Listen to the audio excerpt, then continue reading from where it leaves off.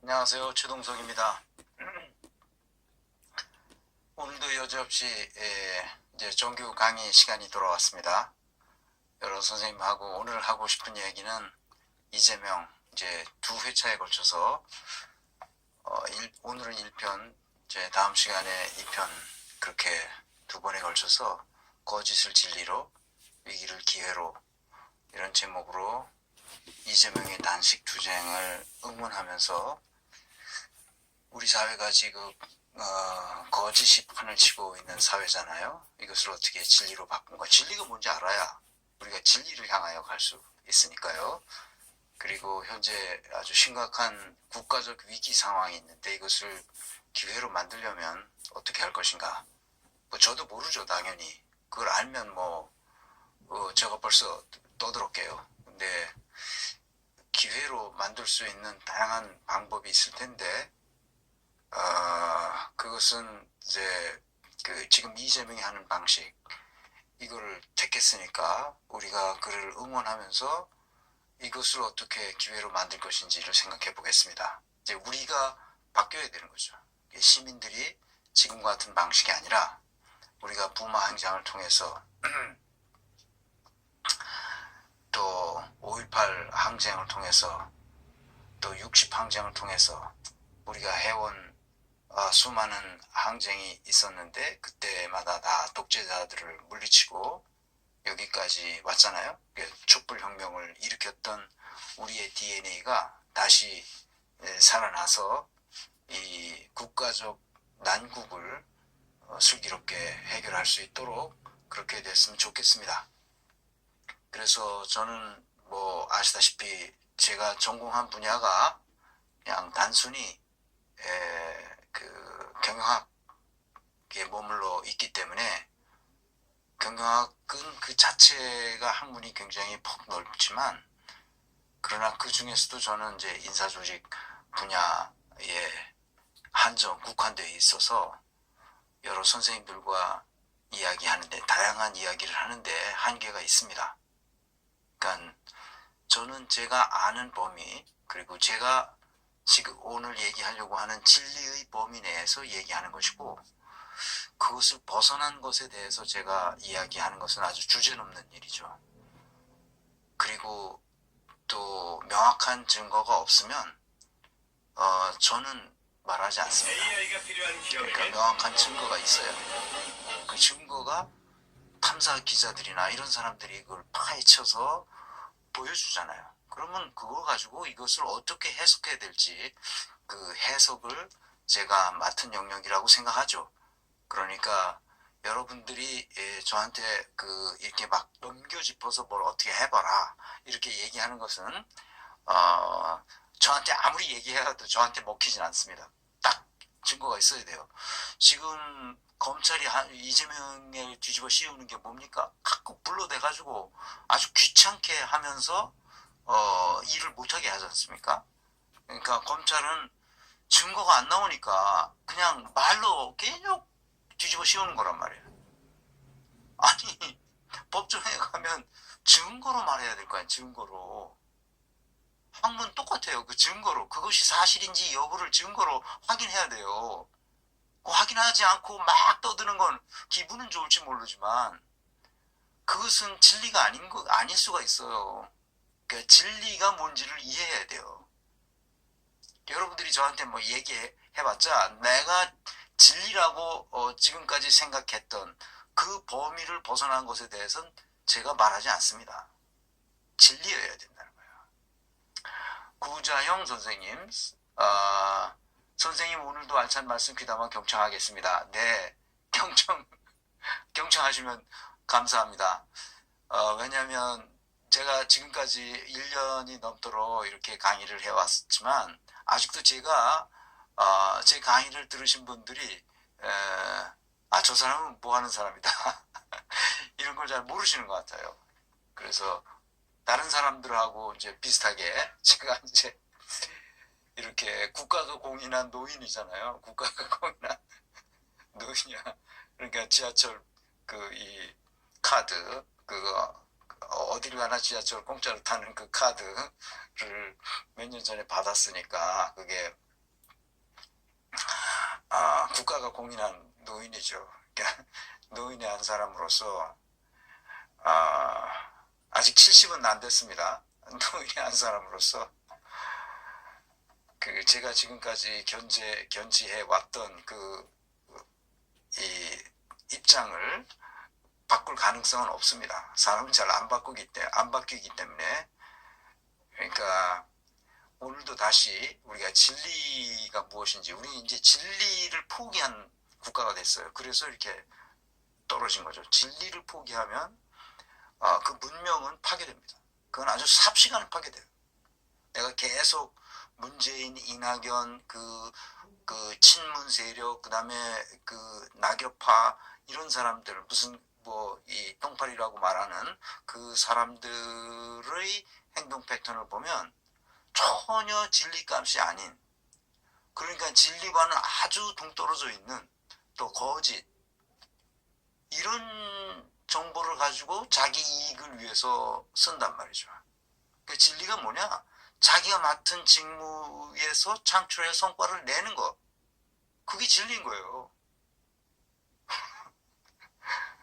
그걸 못 냈어요? 그럼 거짓말을 한 거예요. 아주 간단한 거예요. 간단한 거예요. 그래서 진리에 근거한 정의로운 사회를 만들자. 이게 제 강의의 모토이기도 합니다. 왜? 진리가 이 세상에 사라지기 시작했기 때문에 그렇죠. 그래서 예수가 요한복음에서 말했다는 거 아니에요? 진리를 알지니 진리가 너희를 자유롭게 하리라. 진리. 예수가 제자들에게 가르쳤다는 바로 그 말, 진리가 너희를 자유롭게 하리라. 독일의 그 프라이부르크 대학의 이 교훈이 뭡니까? 진리가 너희를 자유롭게 하리라. 그래서 오늘 강의를 시작하겠습니다. 제가 하고 싶은 얘기의 포인트는 이겁니다. 어이구, 이거 왜 여기가 있지? 이제 유튜브를 제가 보니까 이 유튜브 측에서 저한테 이렇게 뭘 보내왔는데, 이거 보니까 제 유튜브가 다른 유튜버들이 뭐 이렇게 부분적으로 활용해서 했다는 게 여러 개를 나한테 보내주면서 보여주더라고요. 그 어느 유튜버가 내 거를 그대로 갖다 썼다. 100% 싱크로 되는 거다. 그런데 제가 이걸 어떻게 할 것인지를 나한테 묻더라고요. 그래서 뭘 어떻게 해? 그냥 쓰시라고. 그랬어요. 그러니까 다른 유튜버들에게 또 이제 제 유튜브 방송 내용이 이제 인용되고 있음을 제 유튜브 측에서도 나한테 알려주고, 근데 굉장히 여러 군데서 제 유튜브를 그대로 잘라가지고 자기 방송에다 인용하고 그랬습니다. 그래서 뭐 출처는 밝히지 않았는데, 출처를 밝히지 않아도 그게 내 유튜브에서 가져왔다는 게 너무나 명백하죠.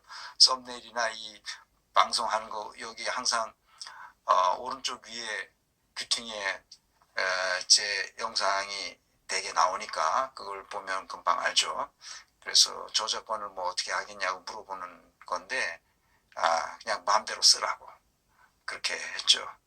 내가 가르치는 내용이 더 많은 사람들에게 영향을 줘서 우리 사회를 어떻게 해석해야 되는지, 우리 사회가 앞으로 어떻게 가야 되는지, 그리고 우리는 어떤 자세로 삶을 영위해야 되는지, 그것이 널리 퍼져나갔으면 좋겠습니다. 그래서 여러 선생님들에게도 다시 한번 말씀드리지만 이거를 좀 많이 퍼날라 주십사, 이렇게 부탁 말씀을 드립니다. 구자영 선생님, 대한민국 현재 선생님 말씀처럼 진리는 사라지고 곧뭐 술수와 변절과 배신만 난무하는 사회라는 게 너무 안타깝기만 합니다. 하루빨리 이런 현상이 사라지고 올바른 나라가 되었으면 합니다. 네, 저도 그래서 이제 이 방송을 시작한 거나 마찬가지죠. 윤석열은 이 입벌구라고 하잖아요. 입만 벌리면 다 구라치는 거예요. 그래서 이렇게 되면 권력의 자리에 간 사람이 그랬을 때 많은 사람들이, 일반 시민들이 그걸 미러링이라고 그러죠. 그걸 모방한단 말이에요. 그걸 모방하는 거거든요. 그러니까 그 꺼리낌 없이, 죄책감도 없이, 죄의식 없이 그것을 모방해서 거짓말하고 사기치고 그리고 폭력을 쓰고 하는 게 나타나는 이유가 바로 그런 거거든요. 그러니까 높은 지위에 간 사람들의 태도가 굉장히 중요합니다. 다른 일반 장사미사들이 어떻게 행동하느냐에 영향력을 강력히 행사하기 때문에 그렇습니다. 그래서 우리가 이제 진리 안에 거해야 된다. 그래서 진리가 뭔가는 지난 시간에 잠깐 얘기했는데, 진리에 근거한 정의로운 사회를 향해서 우리가 가야 되는데, 이재명이 단식을 시작했으니까 나는 사실 그걸 보면 너무 마음이 아파요. 그래서 진리에 근거한 정의로운 사회를 향하여 이제 이런 계기가 마련됐으니까 이 계기를 통해서 우리가 진리가 뭔지 알자. 대학에서도 안 가르치고 학교에서도 이런 거 잘 안 가르치니까, 그래서 진리가 뭔지 우리 생각해 봅시다. 진리는 명사예요. 진리가 동사가 줄어서 진리가 된 게 아니고 형용사도 없어요. 진리는. 그래서 진리라는 이 말 때문에 형용사를 만들어서 써요. 그것을 진실이라고 말하죠. 진실한, 진실하다, 이렇게 동사와 형용사가 없는 단어이기 때문에 진실이라는 말. 그러니까 진리와 진실은 사실 같은 말이에요. 진리의 형용사가 진실하니까. 진실하다는 것도 뭡니까? 동사죠. 진실하다. 형용사인데 이렇게 마무리를 하기 위해서 진실하다 이렇게 하죠. 진실하게 행동해라, 이런 이야기죠. 푸른 눈 선생님, 성취중 모형 책이 모든 초등학교 교재로 사용되는 그런 세상이 오기를 꿈꿉니다. 가능한 한 빨리. 네, 저도 좀 학교에서 이걸 뭐 교재로는 쓸 수 없다 하더라도 이게 교과서 같은데 좀 인용해서 쓸 수 있도록 그렇게 했으면 좋겠습니다. 그 사람을 보는 눈을 근본적으로 바꾸기 위해서 쓴 거죠. 그래서 여러 선생님들이 이 책을 좀 많이 읽고 그러면 세상을 어떻게 봐야 되겠구나 하는 이렇게 시야가 트인다 그럴까요? 그럴 수 있습니다. 그렇게 해줬으면 좋겠습니다. 그 진리는 반드시 두 가지 조건을 충족시켜야 되죠. 하나는 사실에 부합해야 되고 하나는 인간에 부합해야 됩니다. 사실에 부합했더라도 그것이 인간에 부합하지 않으면 진리가 될 수 없죠. 제가 여기 아파트에 살지만 아파트가 웬만한 지진이 나도 무너지지 않도록 지진 설계를 하는 것은 뭐예요? 사실에 부합한 거잖아요. 사람이 살 수 있도록 인간에게도 부합하도록 만들었단 말이야. 그런데 사실에 부합해서 그냥 했는데 지진이 나니까 무너지더라. 지금 모로코가 그 난리 하고 있잖아요. 그러니까 지진 설계가 안 돼 있는 거예요. 그러니까 다 무너진 거예요. 그러니까 그것은 사실에 부합하지 않은 설계이고 인간에도 부합하지 않는 설계라고 말할 수 있죠. 그건 진리가 아닌 거예요. 이 개명한 세상에서 우리가 할 수 있는 모든 과학적 기술을 동원해서 인간에 부합하도록, 과학적 사실에 부합하도록 만들었어야 된단 말이죠. 그러니까 인간에도 부합하지 않고 사실에도 부합하지 않는 것은 진리가 아니라 거짓이라는 거예요. 이 모든 부정부패, 이것은 다 거짓에 기초하고 있거든요. KKEE님, 저도 이런 나라가 되었다는 것을 최근에야 알게 되어 깜짝 놀랐고 아직도 모르는 사람이 너무 많습니다. 교수님이야말로 이런 암흑 같은 시기에 정말 빛과 소금 같은 존재입니다. 아이고, 이렇게 칭찬을 엄청 해주셔서 감사합니다. 빛과 소금은 아니고요. 제가 배운 게 그거니까 아는 거 제가 그냥 참을 수 없어서 이 강의를 계속하는 것 뿐입니다. 이렇게 좋게 응원해 주셔서 감사합니다. 내 좋은 나라, 대한민국의 교육이 바뀌어야 합니다. 인간 됨됨이부터 되게 가르치는 교육, 그것이 기본입니다. 네, 그렇습니다. 네, 근데 인간 됨됨이부터 가르친다고 해서 인간 됨됨이가 되지 않는다는 게 문제죠. 우리가 인성교육 뭐 학교에서도 하고 뭐 교육학 교수들이 그걸 만들어서 뭐 퍼뜨리기도 하고 뭐 하는데 인간 됨됨이가 점점 안 돼가고 있죠. 왜 그런지를 뒤에서 설명하겠습니다. 인간 됨됨이가 안 돼가는 이유는 교육의 문제인데요. 그게 왜 교육의 문제인지도 교육도 어쩔 수 없이 그렇게 하는 겁니다. 그러니까 그 원인이 뭔지 그거 뒤에서 얘기해 보겠습니다. 자, 사실에 부합하다는 것, 인간에 부합하다는 것이 곧 이성의 기능을 통해서 생각하는 힘이 있으면 된다는 거예요. 이게 사실에 부합한 윤석열의 말과 행동과 의사결정이 사실에 부합하는가? 아니면 인간에 부합하는가? 이런 걸 따져볼 필요가 있어요. 그런데 따져보지 않는다는 거예요. 합리적으로 생각하지도 않고 비판적으로도 보지도 않고 추론적 사고도 불가능한 상태에 있어요. 왜? 이성의 기능이 발달하지 않았기 때문이죠. 이성의 기능은 지난 시간에 얘기했지만 뭐로 발달한다고요? 시도해보고 또 자기 스스로 생각해보는 훈련이 있어야 되고 그 다음에 그것을 가르쳐주는 수업이 있어야 돼요. 독일 교육이 바로 이 세 가지를 반복해서 훈련시키거든요. 그래서 어떻게 하는 것이 합리적인지, 어떻게 하는 것이 비판적인 것이, 어떻게 하는 것이 추론적인 사고력인지를 스스로 깨달아 알아가도록 훈련을 시켜준단 말이에요. 누가? 학교에서, 대학에서 다 그 수준에 맞게 학교의 등급에 맞게 아이들을 그 수준으로 끌어올려주는 거예요. 그래서 독일에선 18살까지 학교를 졸업하면 일반 시민적인 삶을 살아가는데 지장이 없는 사고력을 갖도록 해요. 대학은 그것을 훨씬 뛰어넘는 사고력을 요구하고 그것을 훨씬 더 뛰어넘는 사고력을 요구하는 건 이제 박사학위 과정에 가서 하게 되는데 그것보다도 훨씬 더 뛰어넘는 사고력을 요구하는 게 바로 교수 자격 논문을 쓰는 하빌리타치온이라고 하는 거죠. 그러니까 이 등급이 있어요, 다. 그래서 아주 최고의 그 이성의 기능을 요구하는 게 하빌리타치온이죠. 교수 자격 논문을 써야 돼요. 그래서 교수 자격 논문이 나오면 그와 비슷한 유사한 논문이 앞으로 한 10년 이내에 나올 수가 없어요. 그럴 정도로 압도하는 논문을 쓰게 되면 교수 자격을 받게 되죠. 그러니까 그 학생들이 교수들을 대할 때 아주 깍듯하게 대하고 존중하는 마음을 갖는 이유는 그 교수들이 그 독일 교수들이 가지고 있는 그 학식의 넓이, 학식의 깊이 이거에 압도되기 때문에 그런 거예요. 나는 우리나라 교수들 중에 그런 사람을 못 봤어요. 대부분의 독일 교수들은 그런 압도하는 능력을 가지고 있어요. 학식을 가지고 있어요. 그런 세미나를 해보면 알아요.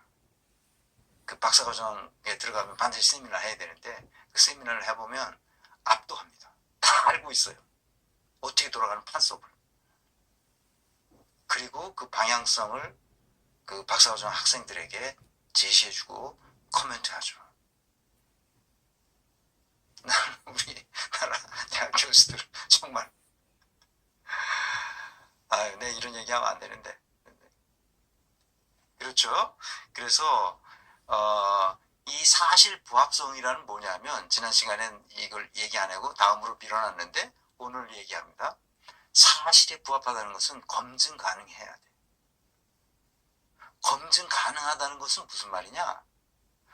그것이 타당해야 되고 신뢰로워야 돼요. 타당하다는 게 뭐냐? 타당하다는 것은 예를 들어서 이런 거예요. 윤석열이 이렇게 말했잖아요. 뭐라고 말했어요?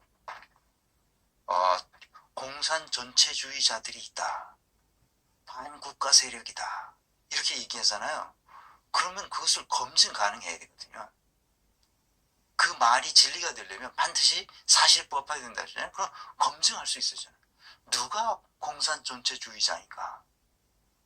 그 말이, 그 단어가, 아니 단어인데, 단어는 있는데 그 단어가 지칭하는 어떤 것도 없어. 그러니까 허황된 얘기를 하는 거잖아. 허황된 얘기.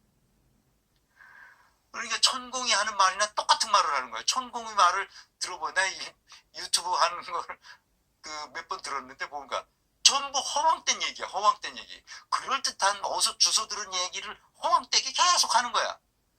아무런 쓸모없는 얘기. 그런데 거기 가서 뭐가 있는 건 줄 그렇게 알고 거기 가서 뭐라고 떠들어. 뭐라고 그걸 듣고 앉아서, 나 그런 사람들 보면 너무 한심한 거야. 그러니까 우리 교육이 잘못됐어. 그러니까. 교육이 잘못됐어. 검증하지도 가능하지도 않은 이야기를 하는 거야. 노동자를 없애야 된다고 그래. 노동자가 뭔데?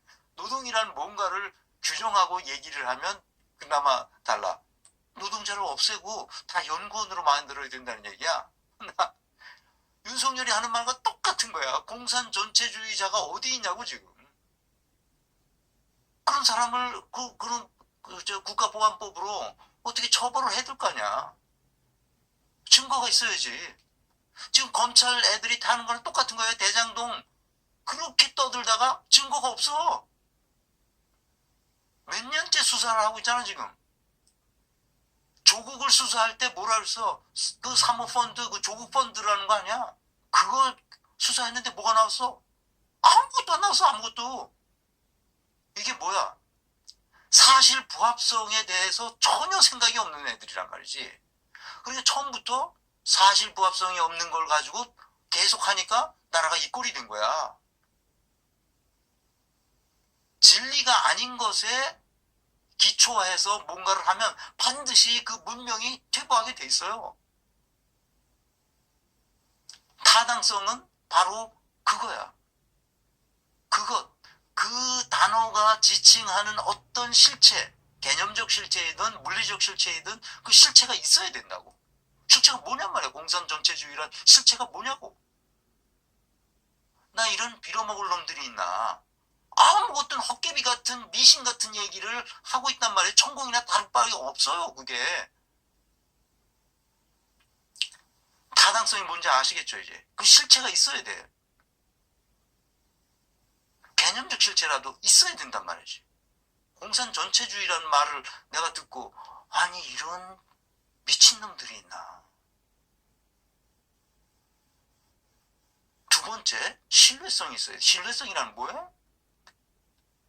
내가 봐도 그렇고 홍길동이 봐도 그렇고 홍길서가 봐도 그래. 홍길남이 봐도 그래. 홍길북이 봐도 그래. 그래 누가 보더라도 똑같이 그게 보여야 돼. 누가 실험을 하도록 그 결과가 나와야 돼. 그래 신뢰성이 있는 거지. 자연과학에서는 실험하잖아.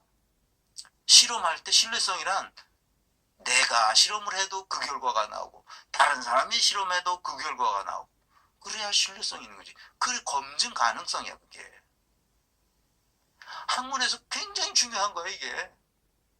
논문에서 타당성과 신뢰성이 없으면 그 논문으로서 아무 의미가 없는 거예요.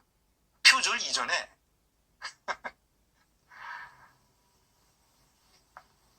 아시겠죠? 사실 부합성이 뭔지. 두 번째, 인간 부합성. 인간에 부합해야 된다는 거예요. 인간을 억압하고 착취하는 방식으로서의 현상은 또는 그 용어는 그거는 인간 부합성의 그 조건을 충족시키지 못하기 때문에 사실은 부합했다 하더라도 진리가 아닌 거예요. 인간에 부합해야 된다는 거지. 이 두 가지 조건이 굉장히 중요하다는 거라서. 그 인간의 존엄성이란 무엇인가? 이것도 나중에 기회가 되면 인간 존엄성. 인간의 존엄성은 건드릴 수 없다. 하여튼 독일 헌법 1조 1항이 인간의 존엄성은 건드릴 수 없다고 했는데 그 인간의 존엄성을 누가 규정하냐면 독일 연방헌법재판소 재판관들이 인간의 존엄성이란 이런 거야 하고 50년대부터 지금까지 계속 판결문을 써온 게 있어요. 그거 보면 일관되게 인간의 존엄성이란 뭐라고 해서 왜 인간의 존엄성 건드리면 안 되거든. 건드리면 안 된다는 거야. 안타스트. 안타스텐이 건드린다는 거다. 이렇게 살짝 건드리는 걸 타스텐이라는데, 안타스텐. 근데 안타스바 그랬거든. 그것은 갖다 대도 안 되는 거야. 인간의 존엄성은 그렇게 존귀한 것이기 때문에 갖다 건드려도 안 되고 살짝 갖다 대도 안 돼. 인간의 존엄성은 그래서 항상 존중받아야 되고, 그것이 존중받지 못하는 사람들이 있을 때 반드시 국가는 강제력으로 그 존엄성을 보호해 줘야 된다는 거야. 그게 독일 연방헌법이 지속적으로 1950년대부터 지금까지 판결해왔던 그 재판관들의 견해예요. 인간의 존엄성이란 뭐라. 나중에 이 기념비적인 판결문들이 있어요. 연방헌법재판소가 그 판결해낸. 그래서 독일은 인간의 존엄성을 건드리는 어떤 행위를 할 수 없게 돼 있어요. 그게 뭐예요? 지시하고 명령하고 통제하고 억압하고 착취하는 이 행위는 어떤 경우에도 할 수 없도록 돼 있어요. 그거는 연방헌법재판소들이 헌법에서 얘기한 인간의 존엄성이 뭐라고 정의를 내려줬기 때문에 그래요. 국가 공권력은 반드시 그것을 존중해야 되고, 그것이 존중받지 못하는 사람에게 보호해 줄 의무가 있는 거야. 그래서 이것을 존중하고 보호하는 것은 모든 국가 권력의 의무다 그랬어.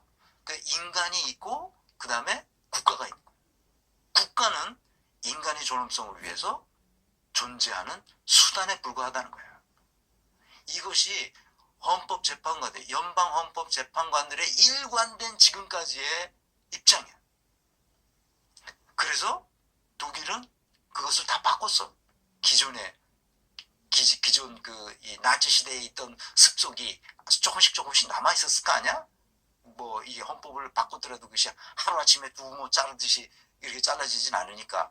그랬던 것을 헌법재판관들이 일관되게 인간의 존엄성이란 뭐라는 기념비적인 판결을 해왔기 때문에 그렇게 된 거예요.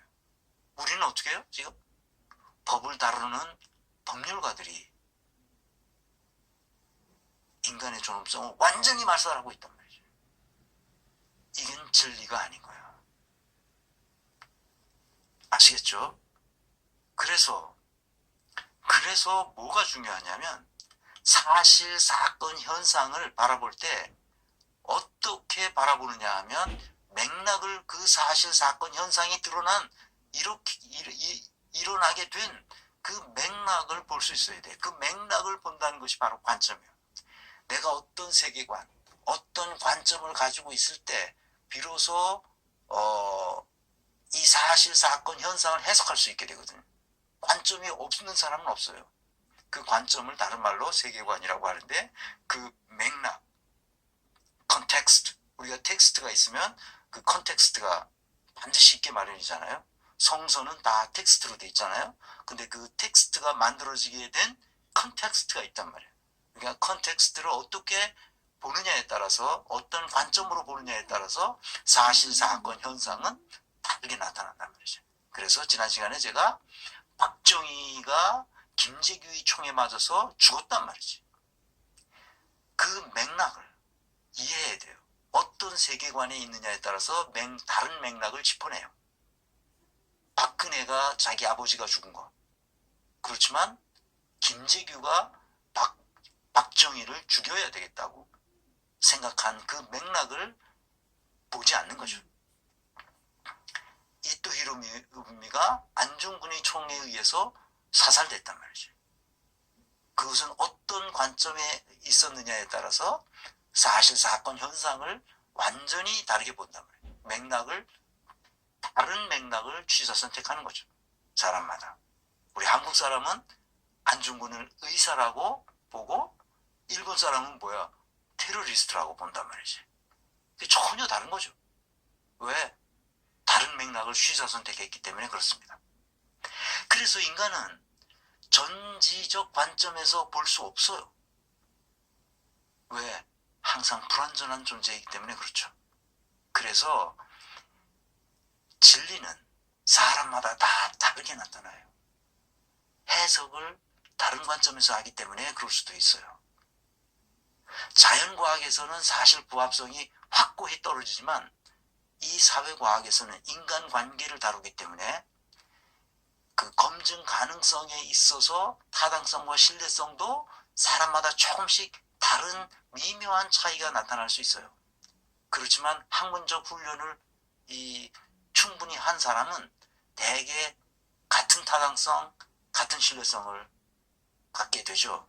그래서 훈련하는 것이 중요해요. 학문적 훈련이란 바로 그 검증 가능성, 즉 타당성과 신뢰성을 높이는 것이 무엇인지를 훈련하는 거예요. 그 훈련되지 않은 사람을 보면 금방 알아요. 아, 저 사람은 훈련이 덜 됐구나, 아주 안 됐구나 하는 거를 교수라는 타이틀을 받았느냐 안 받았느냐에 아무 상관없어요. 그 사람이 하는 말, 그 사람이 하는 행동, 그 사람이 하는 의사결정, 진중권위를 보라고. 어떤 타당성과 신뢰성도 갖지 않고 계속 뭐라고 떠들어. 장성철이 하는 것도 다 그렇고 신뢰성과 타당성이 전혀 없는 얘기를 막 떠들어. 그래서 사람들이 거기에 녹아나는 거예요. 그러니까 나 토론하는 거 보고 저놈들이 미쳤나? 내가 조국 교수의 책을 거의 다 봤어요. 훌륭한 학자입니다. 법학자로서. 내가 조국 교수 DK 눈물이라는 책을 쭉 이렇게 훑어보고 있는데 정말 훌륭한 책이에요. 그 사람이야말로 진리를 추구하는 사람이고 정말 훌륭한 학자라고 말할 수 있어요. 내가 이제 언젠가 한번 소개하겠습니다. 하여튼 조국 교수가 쓴 책은 내가 아주 쉽게 쓰면서 진리에 근거하고 있어요. 놀랍죠? 나는 우리 고위 공직자들이 조국 교수의 삶만큼만 살았다면 우리는 벌써 독일을 넘어서는 국가가 됐으리라고 나는 확신하는 겁니다. 그래서 많은 사람들이 그걸 잘 몰라요. 그리고 인품도 좋잖아. 인품마저 좋아. 나는 인품은 잘 안 보는 사람이거든. 그의 과거의 행동을 보는 거죠. 자, 여기까지 이해하셨죠? 그래서 진리는 누구 한 사람이 독점할 수 없다는 거예요. 진리는 누구도 독점할 수 없다. 진리는 저작권을 가지지 않는다. 그래서 내 강의가 진리성이 조금이라도 이 진리성이 조금이라도 있다면 많은 사람들이 퍼날라서 내가 저작권을 아까 유튜브에서 저작권 때문에 나한테 뭐가 오는데 저작권을 나는 주장하지 않습니다. 더 많은 사람들이 이걸 퍼날라서 건강한 정의로운 사회를 향해서 갔으면 좋겠습니다.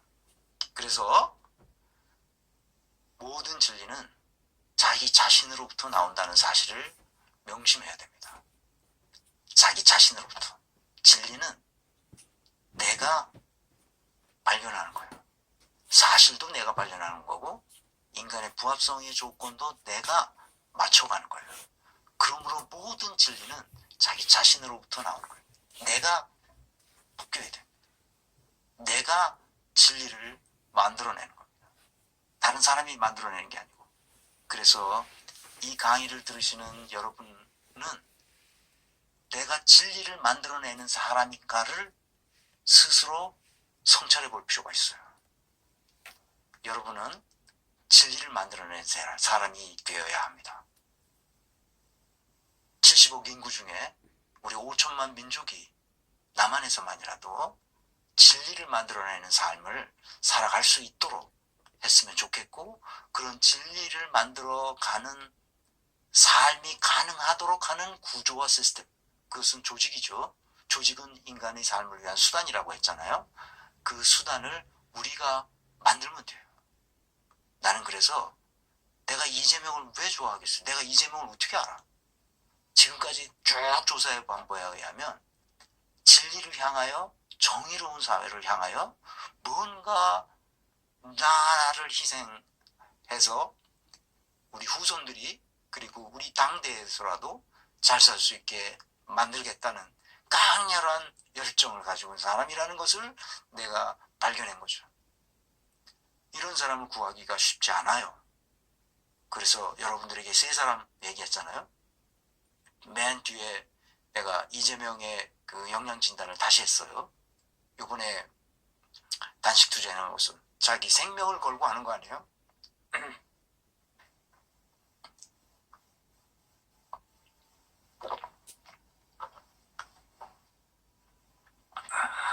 자기 생애를 건 단식 투쟁을 하는 이 모습을 보고 나도 감동했고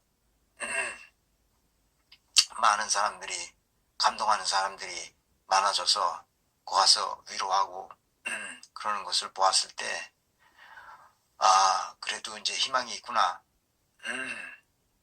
그런 생각을 하게 되죠. 그래서 다시 재평가를 하는 계기가 됐습니다.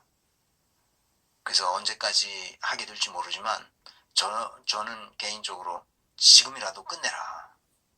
몸을 상하는 것은 옳지 않다. 우리가 일꾼으로 이재명을 써먹어야 되잖아. 그럼 우리가 이것을 뒤에서 얘기하겠지만 왜 하는지를 아주 분명한 의도를 밝혔어요. 그 의도를 우리 국민이 잘 인식해서 그거에 따라서 우리가 행동했으면 좋겠습니다. 그래서 이 강의를 1편, 2편 다음 시간까지 마련했습니다. ZH1님, Z1님, Z 이재명 힘내세요. 우리도 악랄하게 싸워요. 네, 감사합니다. 그래서 자기 자신으로부터 나오고 진리는 누구도 독점할 수 없고 누구에게 귀속되는 게 아니라 우리 모두가 인류가 향유해야 할 것이다. 그래서 진리는 하나만 있는 게 아니라 여러 개가 있을 수 있다. 그것을 이해하시고 그리고 진리는 영원한 것이 아니라 진리도 바뀐다. 이 점을 이해해 주시면 좋겠습니다. 그래서 아까 얘기했지만 윤석열이 얘기하는 것은 도저히 그 진리라고 말할 수가 없습니다. 그리고 수박들이 하는 짓 그것은 전혀 사실에 부합하지도 않고 인간에 부합하지도 않단 말이야. 그러니까 진리가 아닌 거예요. 그래서 걔네들을 수박이라고 말하는 거예요. 수박이라는 용어 그 자체는 진리예요. 왜? 아주 딱 들어맞잖아 걔네들이. 속과 겉이 달라. 겉으로는 그럴듯하게 뭐 좋은 말은 다 포장하면서 결국에 가선 자기 입속에 따라서 아니 대의원이 60표를 갖고 있다는 뭐 한 사람이 아니 이게 어떻게 가능하냐고. 옛날 삼김시대나 그게 통하는 얘기지. 이 빌어먹을 놈들이 어떻게 한 대의원 한 사람이 60표, 100표, 150표를 가지고 있느냔 말이야. 이게 이거를 고치라고 했을 때 그걸 반대하는 놈이 이게 제정신이냐고. 이 개명한 세상에 지금 200만 명이 넘는 당원들이 있잖아. 그것도 권리당원들이 그렇게 많다는 거야. 일반 당원 뭐 한 500만 되는 모양이야.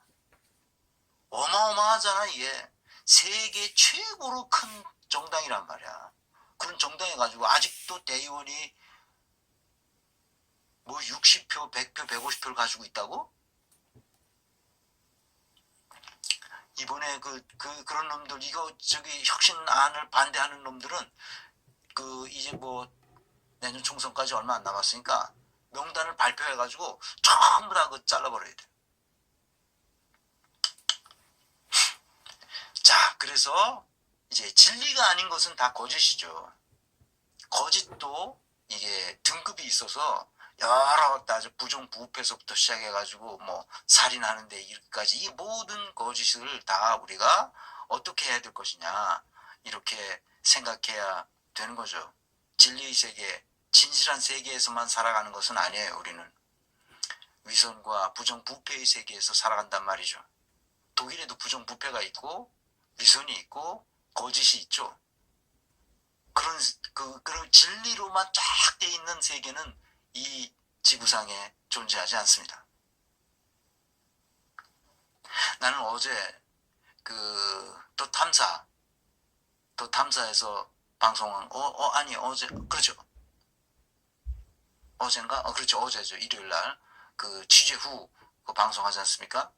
저도 그거를 잘 못 보다가 시간이 없어서 보다가 이걸 봤는데 내가 거기서 정천수의 실체를 아주 확실하게 알았죠. 정천수가 어떤 사람이라는 걸. 나도 충격을 받았어요. 내가 정천수가 어떤 사람이라는 것은 이미 나한테 보내준 문서나 이런 걸 통해서 알고는 있었는데 뭐 그런 정도로 그 형편없는 인간인 줄은 몰랐죠. 뭐 젊은 시절 누구나 한때 잘못 생각해서 잘못을 저지를 수도 있고 그래요. 어떻게 단 하나의 범죄 행위도 없이 살아가겠는가. 어떻게 하다 보면 잘못된 일에 휩쓸릴 수도 있고 그래서 뭐 교통사고야 뭐 자기가 내고 싶어서 낸 사람이 어디 있겠어요. 그런 사고도 내고 그렇게 살아가잖아요. 그래서 그것으로 그냥 그 벌을 받으면 그것으로 끝나는 거죠.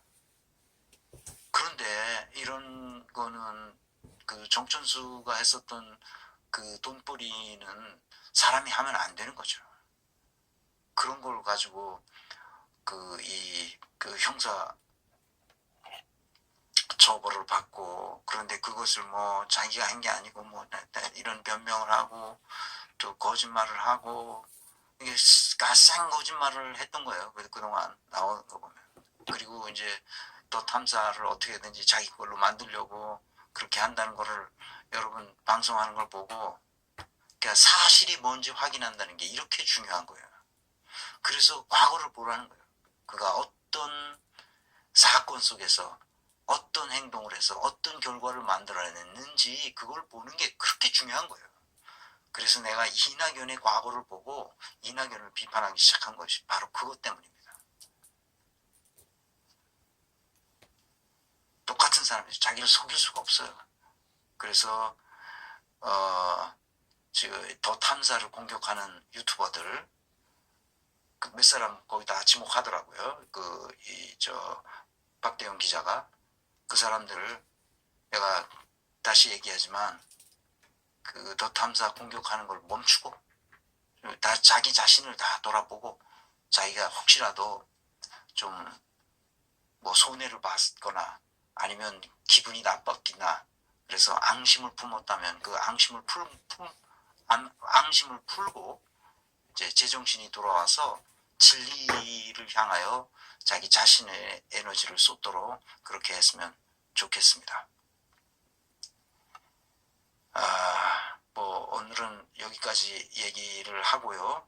그래서 진리면 그런 다 끝나느냐? 그렇지 않아요. 진리 속에서 우리가 해야 할 일은 뭐냐면 거짓을 뚫고 정의를 세워야 돼요. 그래서 진리와 정의 이것을 중시하게 제가 아주 중요하게 여긴다고 했습니다. 진리와 정의는 반드시 사회적 합의를 통해서 드러나야 돼요. 진리는 학문적 영역에서 우리가 사실과 인간 부합성의 기준에 따라서 하지만 정의는 그 기준을 사회가 만들어줘야 돼요. 그것을 사회적 합의라 하죠. 사회적 합의는 반드시 학교에서부터 훈련을 받아야 돼요. 이것은 헤겔 철학에서 나오는 우리 아주 간단하게 얘기하면 정반합에서 서로 대화와 토론을 통해서 신테이제를 만들어가는 티제, 안티테이제, 신테이제를 만들어가는 아주 단순화시킨 모델이지만 그러나 헤겔 철학은 아주 심오한 거기 헤겔이 가지고 있던 아주 심오한 사유의 세계가 거기에 들어있어요. 정반합이 이렇게 간단한 모델은 아니죠. 그러니까 우리가 쉽게 이해하기 위해서 간단하게 대화법으로 얘기하지만 사실은 자기 생애를 건 투쟁을 통해서 정반합이 일어나는 거죠. 그걸 통해서 뭐가 나옵니까? 역사가 발전하게 되는 겁니다. 그러니까 사회적 합의를 이끌어내는 건 쉬운 일이 아니죠. 어마어마하게 힘든 일이지만 그럼에도 불구하고 끊임없는 대화와 토론을 통해서 사회적 합의를 만들어 가야 됩니다. 그것이 뭐라고요? 정치. 그래서 독일 텔레비전을 보면 늘 토론하는 프로그램들이야. 맨날 토론하는 프로그램. 아주 지겨워 죽겠어요. 왜냐? 열면 재미있는 게 좀 있어야 되잖아. 케이팝 같은 것도 나오고 그래야 되는데 그런 게 없어. 그런 그 엔터테인먼트가 별로 없고 토론 프로그램이 많아요. 특히 제1방송이나 제2방송, 우리로 말하면 KBS 1, KBS 2 같은 그런 방송가 들으면 토론 프로그램이야. 다큐멘터리 뭐 이런 거야 다. 근데 뭐 이렇게 그런 토론 그 연예계 소식을 전해주는 뭐 ARD인가 ARD인가 이제 하도 오래돼서 잊어버려. 에어텔 맞아, 에어텔 같은 그런 이제 연예 방송도 있고 뭐 다양한 프로그램들이 있지만 좌우지간 이 공영 방송들은 진짜 다 토론 프로그램이에요. 뉴스 빼면 다 토론이야. 거의 그럴 정도로 지겹게 토론을 하죠. 왜? 사회적 합의를 하려고. 그래서 여론을 형성하고 어느 것이 가장 최선인가, 어느 것이 합리적이고 어느 것이 문명의 발전에 도움이 되는가, 이런 것을 전문가들이 나와서 토론하기도, 일반인들이 나와서 토론하기도 하고, 또 그래도 토론하다 싸우면서 책상 치고 막 퇴장하고 중간에 그런 사람들도 있고 뭐 그래. 그래도 뭐 계속해. 자, 지금 그래서 우리는 이성의 기능을 학교 교육을 통해서 활성화시키고, 그리고 사회에서도 그런 토론 프로그램을 통해서 끊임없이 사회적 합의의 분위기를 만들어가서, 사회적 합의한 결과가 뭐예요? 법률로 나타나는 거예요. 제도로 나타나는 거죠. 이렇게 하자, 저렇게 하자, 이렇게 하는 겁니다. 그래서 사회적 합의를 위해서 학교에서는 끊임없이 역사의식과 시대정신이 뭐라는 것을 가르친단 말이에요. 그래서 선생님들도 우리나라에서는 정치적 금치산자죠. 금치산자예요. 선생님들이 다. 정치적 기본권은 선생님들이 누릴 수가 없어. 독일 그 의회나 지방의회에 보도 선생님들이 대거 다 어디로 들어가? 의회에 들어갈 때 지방의회에 선생님들이 적어도 10%에서 20%는 다 선생님들이야. 그 지역사회에서 그래도 지식인에 속한 게 다 선생님들 아니야. 그 교사들이 의회에 들어가서 의정활동을 해요. 실제로. 현직 교사가 들어간단 말이야. 그러면 휴직되는 거지. 우리는 뭐야 이게. 아니 이 부동산 업자들이나 누구야 저 국힘당 있던 사람, 민주당도 마찬가지야. 국힘당이든 민주당이든 그 부동산 업자들 뭐 기업하던 이 진짜 말도 안 되는 사람들이 국회의원 들어가잖아. 그런 사람들 티오를 다 빼고 교사들을 넣어. 그래서 교육이 바뀌게 해야지. 교사들이 거기 안 들어가 있으니까 교육이 하나도 안 바뀌잖아. 그래서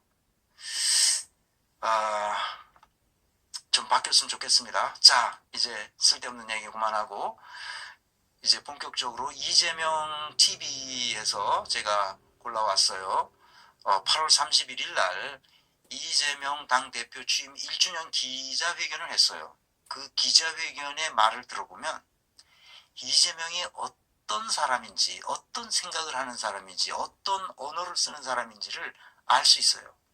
이 사람은 끊임없이 자기의 삶은 진리를 향하여 왔었던 사람이고 사회적 정의를 향하여 왔었던 사람이라는 것을 알 수 있어요. 오늘은 기자회견문을 가지고 분석하고 다음 시간에는 그 기자들이 기자회견문 10분 정도 돼요. 11분인가 그런데 나머지 1시간이 넘는 시간 동안은 기자들이 질문한 것에 즉흥적으로 답변하는 거예요. 질문과 답변을 분석함으로써 우리가 진리가 무엇인지를 알 수 있게 돼요. 그리고 정의가 무엇인지를 알 수 있게 된단 말이죠. 그래서 오늘은 그 1편으로 기자회견문 그것만 가지고 한번 해보려고 해요. 기자회견문 중에서도 맨 앞대가리만 한 2분 30초 정도 제가 편집했어요. 그것만 듣고 나머지는 제가 늘 하던 방식대로 이렇게 텍스트로 여러분들과 같이 읽어가면서 이게 뭘 의미하는지를 한 번씩 보도록 그렇게 하겠습니다. 그래서 사람이 어떻게 생각해야 되는지 이 세계에 대해서, 그리고 무엇을 이슈화해야 되는지 그것을 배울 수 있게 됩니다. 이재명이 얼마나 총명한 사람인지 그것을 알게 돼요. 윤석열하고 비교한다는 것은 있을 수가 없는 일이죠. 비교 불가하죠. 한번 들어보겠습니다. 앞부분만 제가 편집했습니다. 2분 30초짜리. 존경하는 국민 여러분, 그리고 사랑하는 당원 동지 여러분, 먼저 죄송하다는 말씀부터 드립니다. 대한민국이 그리고 국민의 삶이 이렇게 무너진 데는 저의 책임이 가장 큽니다. 퇴행적 집권을 막지 못했고 정권의 무능과 폭주를 막지 못했습니다. 그 책임을 제가 져야 한다고 생각해 왔습니다. 대한민국은 민주공화국이고 이 나라의 주인은 국민입니다. 국가의 존재 이유는 오직 국민, 오직 민생입니다. 대통령은 나라를 다스리고 국민을 지배하는 왕이 아니라 주권자의 대리인, 충직한 일꾼이어야 합니다. 대통령과 정권은 국민과 싸울 것이 아니라 국민을 위해 싸워야 합니다. 이게 나라냐? 국민들은 이렇게 묻습니다. 국민의 생명과 안전을 지키고 민생을 지켜야 할 정권이 안전을 걱정하는 국민의 목소리를 괴담이라 매도하고 겁박합니다. 심지어 국민과 싸우겠다고 대국민 선전포고까지 합니다. 2023년 오늘 이 땅의 민주주의가 무너지고 있습니다. 민주공화국의 헌정 질서가 파괴되고 있습니다. 정권은 국민의 안전과 재산을 위협하고 해양 주권을 침해하는 일본의 핵 폐수 투기 테러에도 저항하기는커녕 오히려 맞장구 치면서 공범이 됐습니다.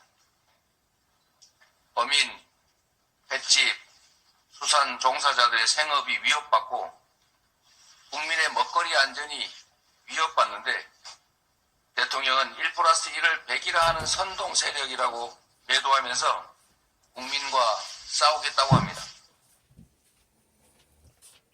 네. 왜 안 열려? 한번 읽어보겠습니다. 이제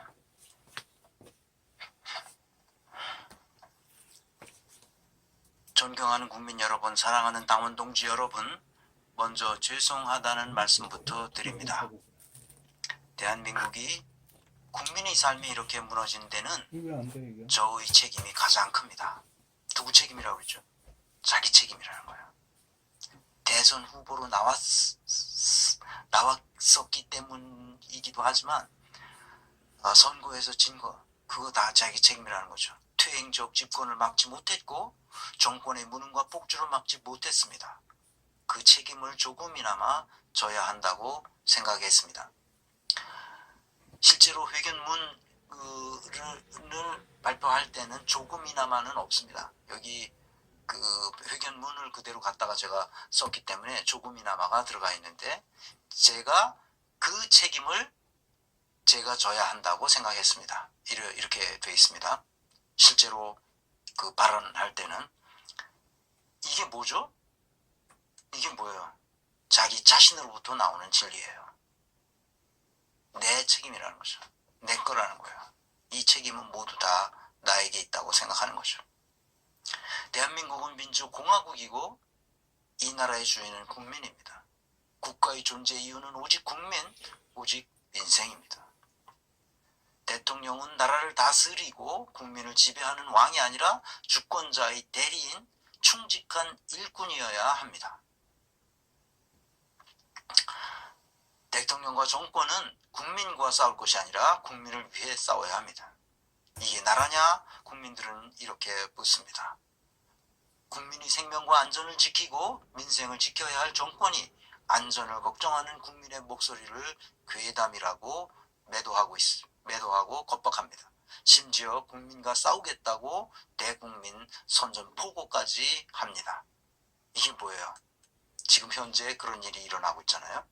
사실 부합성과 인간 부합성을 충족시키면서 진리를 말하고 있습니다. 이와 반대로 윤석열의 말은 또는 윤 핵관들의 말은 다 사실 부합성도 인간 부합성도 없는 거짓말들이죠. 또 탐사를 보거나 뉴스타파를 보면 그것을 확연히 알 수 있습니다. 사실이 무엇인지 그들이 밝혀주기 때문이죠. 2023년 오늘 이 땅의 민주주의가 무너지고 있습니다. 민주공화국의 헌정 질서가 파괴되고 있습니다. 정권은 국민의 안전과 재산을 위협하고 해양 주권을 침해하는 일본의 핵폐수 투기 테러에도 저항하기는커녕 맞장구 치면서 공범이 되었습니다. 어민, 횟집, 수산 종사자들의 생업이 위협받고 국민의 먹거리 안전이 위협받는데 대통령은 1+1은 100이라는 선동 세력이라고 1+1이 1을 100이라고 하는 선동 세력이라고 매도하면서 국민과 싸우겠다고 합니다. 먹고 사는 것도 어려운데 이념 전쟁으로 국민을 갈라치게 합니다. 독립전쟁 영웅 홍범도 장군을 공산당으로 매도하여 흉상철거를 공언했습니다. 그 자리에는 독립군을 때려잡던 간도 특설대 출신이 대신할 것이라는 말도 있습니다. 이제 역사 속으로 사라지려 했던 지역주의 부활도 걱정해야 될 판입니다. 심각한 권력 사유화 그리고 국정농단으로 대한민국이 무너지고 있습니다. 사실 부합성, 인간 부합성의 조건을 다 충족시키면서 진리를 말하고 있습니다. 이것도 마찬가지죠. 정의를 말하고 있습니다. 이것은 홍범도 장군의 사건이나 또는 이 국정농단과 관련된 것은 다 사회적 합의가 있어야 되는 거잖아요. 그리고 역사학자들이 이미 홍범도 장군에 대한 평가는 끝났는데 역사의식과 시대정신이 없는 개소리를 하고 있단 말이죠. 그래서 사회적 정의가 무엇인가? 그것을 지금 이재명이 말하고 있습니다. 이 후에 나오는 이야기들이 대부분이 이런 얘기입니다. 제가 읽어보겠습니다. 국가의 부름에 응했다가 억울하게 생을 마감한 청년이 이 억울함을 풀어주고 이 생을 마감한 청년이 이 억울함을 풀어주고 사건의 진상을 밝히고 재발을 막아야 할 정권이 책임을 묻기는커녕 오히려 진실 은폐에 급급하고 있습니다. 은폐 이유가 대통령 때문이라는 의혹이 제기되자 은폐를 거부한 수사단장을 구속하겠다고 합니다.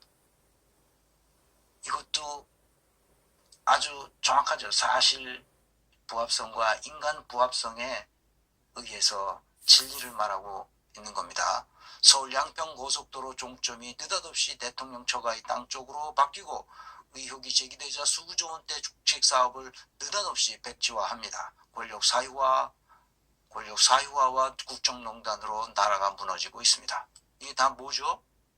사회적으로 합의해야 되는 건데 자기 멋대로 한다는 거예요. 지금 멋대로. 정권이 민생 포기에 대한민국이 무너지는 중입니다. 복합 위기로 소상공인 자영업자들마저 신빈곤층으로 전락하고 비정규직 노동자들은 열심히 일해도 이자 갚기조차 벅찹니다. 이것도 사실 부합성을 그대로 얘기하고 있죠. 고물가, 고환율, 고금리는 지속되고 일자리 부족, 수출 부진에 내수 부진까지 겹쳐서 경제 지표가 온통 빨간불입니다. 번 돈을 모두 대출이자 갚는 데 쓰느라 생활조차 어려운 국민들이 도처에서 신음하는데도 윤석열 정부는 국가가 져야 할 빚을 국민에게 떠넘기고 있습니다. 초부자 감세로 나라 국간을 거덜내고도 그 책임을 전부 서민에 떠넘기고 있습니다. 사실 부합성과 인간 부합성을 통해서 진리를 말하고 있고, 이것을 누구하고 합의해야 돼요? 이런 국정 운영 과제는 야당과 합의를 해 나가는 노력을 해야 되는데 전혀 하지 않죠. 그것을 하자. 그래서 지금 단식 투쟁을 하고 있는 거죠. 정권의 포기에 대해, 국민 포기에 대한 대한민국이 무너지고 있습니다. 이태원 유가족들은 아직도 거리에 계십니다. 아무 잘못도 없는 국민들 159명이 백주 대낮에 정부의 잘못으로 어이없이 목숨을 잃었습니다. 국민의 생명과 안전을 지키는 것이 국가의 제1책무인데 대체 국가는 어디로 갔습니까? 어떤 책임도 지지 않고 사과조차도 하지 않는 무능하고 뻔뻔한 정부로 인해 국민은 무정부 상태를 각자 도생하면서 버티고 있습니다. 정권의 언론 탄압에 대한 대한민국이 무너지고 있습니다. 윤석열 정권은 이동관을 방통위원장의 선임해 MB식 언론 탄압을 재개하고 있습니다. 언론의 입을 가리고 땡년 뉴스를 만든다고 정부의 실정과 무능 폭력이 감춰지지 않습니다. 귀벨스를 부활시키려는 독재적 사고는 곧 시민의 저항에 부닥칠 것입니다. 이건 뭡니까? 이것도 마찬가지죠. 어떤 일을 하려면 지난 일상적으로 벌어지는 일이 아닌 어떤 일을 하려면 반드시 국회에서 합의를 하는 것이 전통이고 그렇게 하도록 돼 있어요. 그런데도 그것을 하지 않죠. 그러니까 정의롭지 않은 거예요. 정의는 어떻게 하는 거라고? 사회적 합의를 하는 거예요. 대화하고 토론을 통해서. 그런데 윤석열은 이재명 당대표를 한 번도 만난 적이 없죠. 뒤에서 다음 시간에 할 예정이지만 그 기자들이 아주 날카로운 질문들을 몇 번 했는데 그것을 이재명이 어떻게 대답하는지를 보면 우리 사회가 어떻게 돌아가는지를 알 수 있게 됩니다. 윤석열 정권은 이동관을 괴벨스라고 말하는 거잖아요. 괴벨스. 그러니까 대단한 거예요. 이동관이 어떤 놈이에요? 여러분 언론을 통해서 다 알았으니까 여기서 얘기하지 않겠습니다. 정권의 편가르기에 대한민국이 무너지고 있습니다. 의견이 다른 국민을 반국가 세력으로 매도합니다. 이념을 앞세우며 한반도를 전쟁 위기로 몰아갑니다. 공산주의 사냥하던 철진한 메카시가 대한민국에서 다시 부활하고 있습니다. 진영 대결이 먹고 사는 문제를 해결하지 않습니다. 이념이 민생 위에 있지 않습니다. 실리 외교, 평화 외교의 길을 걷는 것, 전쟁이 아니라 평화를 지키는 것이 국민이 생명과 안전을 지키고 먹고 사는 문제를 해결하는 방법입니다. 과거로 가지 말고 미래로 가야 합니다. 국민을 주인으로 대하지 않고 무시하고 적대시하는 나라, 헌법을 외면하고 국가의 의무를 회피하며 역사를 부정하고 국민을 갈라치게 하는 정권, 먹고 사는 문제를 팽개치고 각자 도생, 적자 생존의 정글로 내모는 나라가 되고 말았습니다. 이거 마치 교과서, 한 중학교 아이들이 배울 수 있는 교과서에 실려도 될 문장들입니다. 이게 나라입니까? 이게 민주주의입니까? 폭정 속에 무너지는 민생과 민주주의를 보며 국민이 한 사람으로서 분노합니다. 존경하는 국민 여러분, 우리가 애써 만들어온 민주주의는 정권이 함부로 훼손할 수 있는 것이 아닙니다.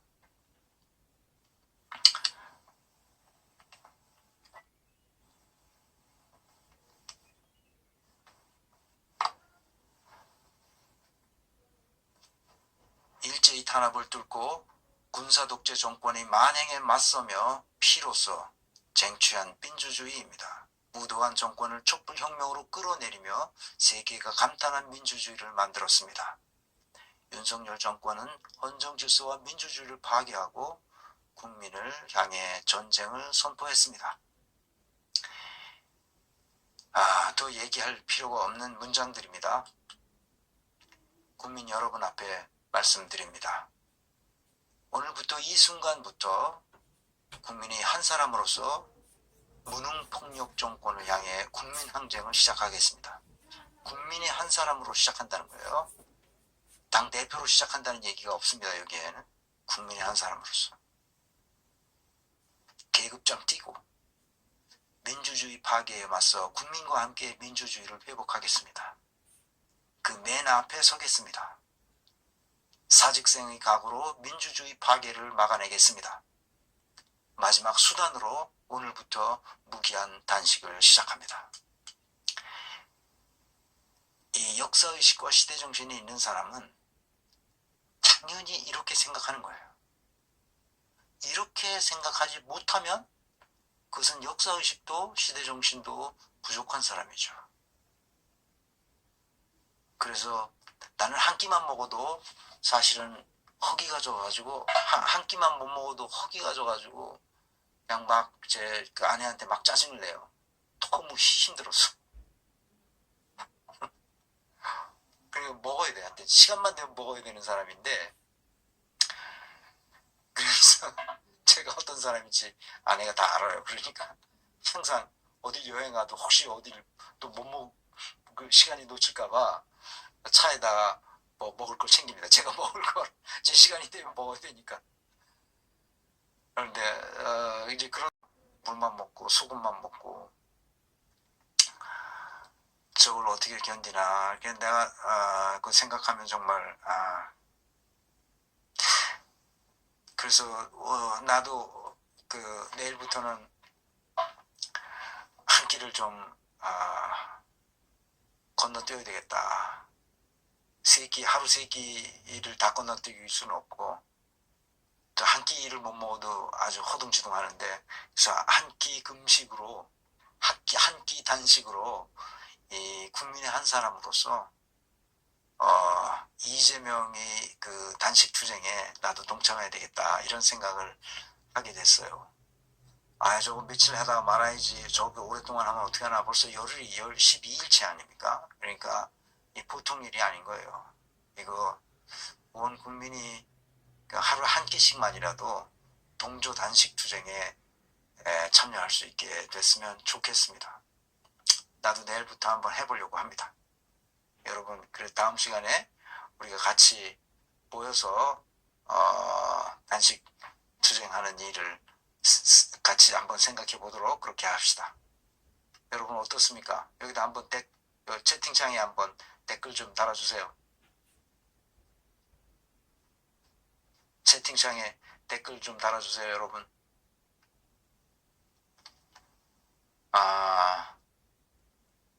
예, 미카 키무라님, 앞날을 결정짓고자 하면 옛것을 공부하라. 공자님 말씀이죠. 네, 맞습니다. 우리가 공부해야 됩니다. 행복블루님, 저도 이재명 대표님과 동참한다는 마음으로 하루 한 끼는 금식하고 있습니다. 오, 그러신 분들이 많군요. 미카 키무라님도 하루 한 끼 단식하고 있다고 하고 단식 투쟁을 참여하기 위해서 이 대표님이 단식 이제 중단하셨으면 좋겠습니다. 걱정됩니다. 저도 그래요. 그래서 단식을 중단하라는 무슨 이 서명 운동이 있다는 것도 어디서 봤는데 제가 아직 찾지 못했습니다. 그래서 행복블루님이나 미카 키무라님 이런 분들이 벌써 동조 단식을 하고 있군요. 네, 저도 내일부터 한번 해보겠습니다. 근데 저는 아마 오래 하지 못할 것 같습니다. 아무래도 그러나 한번 해보겠습니다. 저도 여러분도 한번 저도 이우남 선생님도 하시고 여기 하시는 분들이 많네요. 어이구 네. 하루 한 끼, 한두 끼 어른 때문에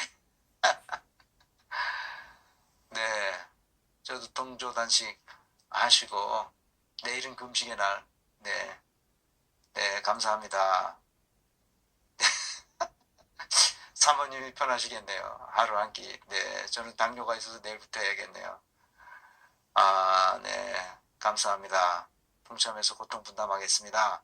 네. 선생님은 방송을 더 많이 하시면 됩니다. 단식 말고. 단식 대신 방송을 더 많이 하라고. 네. 네. 양심적으로 방송하세요. 다시 회개하면 됩니다. 네, 네. 감사합니다. 오, 동참한 지 벌써 55일이 되신 분도 있고요. 하루 한 끼씩은 하시는 분들이 꽤 많으시네요. 네, 저만 이거를 생각을 못했네요. 저는, 그러셨군요. 네. 그래서 이제 마지막으로 한번 가보겠습니다. 국민 여러분 앞에 말씀드립니다. 오늘부터 이 순간부터 국민이 한 사람으로서 무능폭력 국민 항쟁을 시작하겠습니다. 민주주의 파괴에 맞서 국민과 함께 민주주의를 회복하겠습니다. 그 맨 앞에 서겠습니다. 사직생의 각오로 민주주의 파괴를 막아내겠습니다. 마지막 수단이라는 거예요. 이제 더 이상 할 게 없어요. 당 대표인데 할 게 없는 거야. 제1야당에 그대도 거대 여당이잖아. 과반수를 훌쩍 넘기는 이 당인데도 불구하고 할 게 없는 거예요. 왜 그래요, 여러분? 거짓 때문에. 거짓 수박들. 그 수박은 다 거짓 국회의원들 아니야. 이 거짓이 싸고 있어서 결국 못하고 있는 거예요. 그래서 그걸 하게끔 바꿔줘야 되는 거예요. 진리로 바꿔줘야 되는 거야. 그래서 마지막 수단으로 오늘부터 무기한 단식을 시작합니다. 사랑하는 여러분, 저도 내일부터 합니다. 그러니까 여러분들을 동조 단식하면서 어디 뭐 하는 운동 이런 게 있으면 저도 거기 가서 서명하고 같이 동참할 수 있도록 그렇게 했으면 좋겠습니다.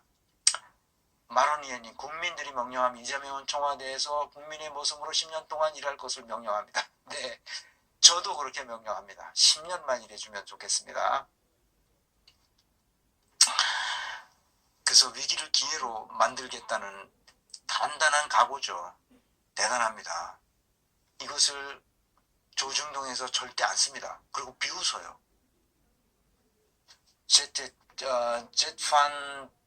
제트님, 동조단식 하루 하고 나서 다음날 아침에 밥 3그릇 먹어요. 제가 너무 욕심이 많죠. 하여튼 뭐 하루라도 해보겠습니다. 제가 어떻게 돌아가는 판석인지. 제가 늘 굶어본 적이 없어서. 현근택 변호사도 성남에서 단식 중입니까? 현근택 변호사를 한번 내가 만나봤으면 좋겠네. 네, 기도로 힘쓰시는 분들도 있고요. 네, 감사합니다. 마지막 수단입니다. 이게 더 이상 해볼 게 없을 때 마지막 수단으로 하는 게 단식이잖아요. 그래서 윤석열 정권에 요구합니다. 첫째, 대통령은 민생 파괴 민주주의 훼손에 대하여 국민께 사죄하고 국정 방향을 국민 중심으로 바꾸십시오. 둘째, 일본 핵 오염수 투기에 대해 반대 입장을 천명하고 국제해양법재판소에 제소하십시오. 셋째, 전면적 국정쇄신과 개각을 단행하십시오. 이게 사회적 합의가 일어나지 않고 있어서 마지막 수단으로 지금 단식 주장을 하고 있는 거죠. 사랑하는 국민 여러분, 도산 안창호 선생님께서는 참여하는 사람은 주인이요, 그렇지 않은 사람은 손님이다, 이렇게 말씀하셨습니다. 우리는 역사적으로 국가 위기 상황을 국민들의 힘으로 극복해 왔습니다. 민주공화국의 주인으로 참여하고 행동할 때 비로소 한 걸음씩 전진하게 됩니다. 이거는 국민의 한 사람으로서 당대표가 아니라 국민들의 힘으로 극복해 왔습니다. 민주공화국의 주인으로 참여하고 행동할 때 비로소 한 걸음씩 전진해 왔습니다. 우리가 다 같이 참여했으면 좋겠습니다. 우리에게 위기 극복의 피가 흐릅니다. 두려움을 용기로 바꿔낸다면 위기를 기회로 만들 수 있습니다. 국민 여러분과 함께 민주주의의 파괴를 막고 대전환의 역사, 새로운 미래를 만들어낼 수 있다고 확신합니다. 오늘은 무도한 정권을 심판하고 민주주의를 바로 세우는 첫날이 될 것입니다. 이념보다 민생 갈등보다 통합 사익보다 이념보다 민생 갈등보다 통합, 사익보다 국익을 추구하는 진정한 민주공화국, 자유롭고 정의로운 대한민국을 결코 포기하지 않고 반드시 민주주의를 회복하겠습니다. 여러분도 같이 이 대열에 우리 동참하는 민주시민이 되도록, 깨어있는 민주시민이 되도록 그렇게 했으면 좋겠습니다.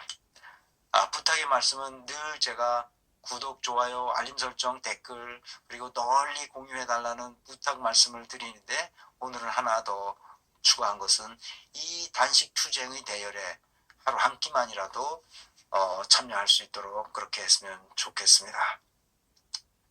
늘 말씀드리지만 저는 바라는 게 없습니다.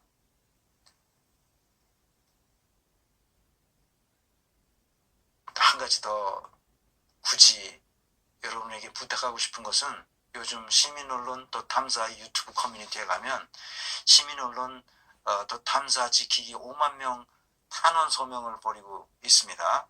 그래서 탄원에 소명해 주실 것을 부탁드립니다. 이 정권이 뉴스타파도 모든 수단을 동원해서 지금 파괴하려고 하고 있고, 말도 안 되는 수단 방법을 쓰고 있어요. 시민언론 또 탐사도 소송의 방식으로 모든 그 에너지를 동원해서, 모든 방법을 동원해서 파괴하려고 시도하고 있음을 우리가 짐작할 수 있습니다. 그래서 우리 법률체계는 정말 신뢰할 수가 없기 때문에 시민들이 권기로 이 문제를 해결할 수 있도록 그렇게 해야 됩니다. 쓸만한 언론을 시민들이 힘으로 지켜낼 수 있도록 그렇게 합시다. 제가 고정 댓글란으로 여러분들이 거기에 참여할 수 있도록 올려놓을 테니까요. 꼭 참여해 주시기 부탁드리고요. 마지막으로 고위공직 적합성, 이재명에 대해서 재평가를 했는데요. 오늘자죠. 그러니까 9월 11일 오늘 현재 당대표 1주년 기념으로, 그러니까 1년 동안 해왔던 것뿐만 아니라 특히 이번에 단식 투쟁을 하면서 했던 이 고난의 길을 스스로 자초한 이재명을 생각할 때 문제의 핵심이 뭔지 국민들에게 조금이라도 알게 했다는 점, 대단한 결단이고 구구의 결단이라고 생각합니다. 그래서 그 1년 전, 그러니까 2022년 11월 19일자로 진단한 결과물이 76이었거든요. 그래서 이번에 새로 코딩하니까 85로 상승했습니다. 그래서 85, 추미애 69, 송영길 62, 이렇게 세 사람, 이 인재들이 지금 이렇게 나란히 우뚝 서 있고요. 그 다음에 이낙연, 문재인, 윤석열은 지난 시간에 코딩한 바에 의하면 그 쭉 아래로 떨어졌어요. 다시 추가로 더 100 이상은 넘어가지 않으리라고 생각하고 코딩을 시작했는데 그 113이 나왔습니다. 그러니까 이재명과 윤석열은 비교할래야 비교할 수 없는 수준의 사람이죠. 다시는 이낙연과 문재인과 윤석열 같은 사람이 정치판에서 이렇게 나대지 않도록 그렇게 했으면 좋겠습니다. 오늘 강의는 여기까지고요. 다음 2편에서는 그 기자들이 질문한 게 11개 질문이